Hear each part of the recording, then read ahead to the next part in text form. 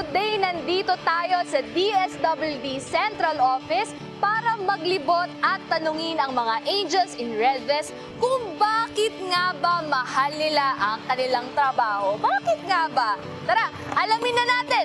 Let's go!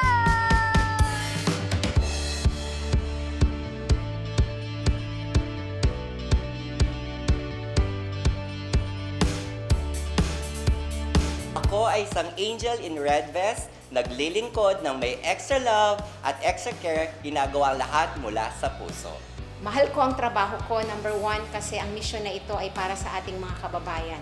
Mahal ko po ang aking trabaho dahil alam ko pong nakakatulong ito sa komunidad na pinagsisilbihan ng programang Kalashits sa pagpapatupad ng community-driven development programs. Ang pagtatrabaho sa DSWD makes me feel like I am part of something bigger than myself. Mahal ko ang trabaho ko dahil unang-una, ito na yata ang aking dream come true na trabaho. Mahal ko ang trabaho ko unang-una kasi tinitingnan ko siya hindi bilang isang trabaho, no, na para sumweldo tayo, kundi isang bukasyon siya na tumulong sa mga kababayan at sa mga target beneficiary ng DSWD. Dito sa trabaho ko, nakakatulong ako sa ating lipunan dahil ang aming opisina ang kumukuha ng mga pwede maging benepisyaryo ng Pantawid Pamilyang Pilipino.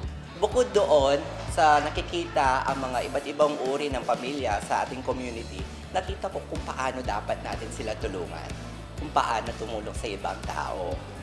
Mahal ko ang trabaho ko dahil isa po akong social worker at dito po sa Crisis Intervention Division po ay usually we deal with the client po. Kung nagsisiservisyo ka sa tao, nagsisiservisyo ka rin sa Diyos.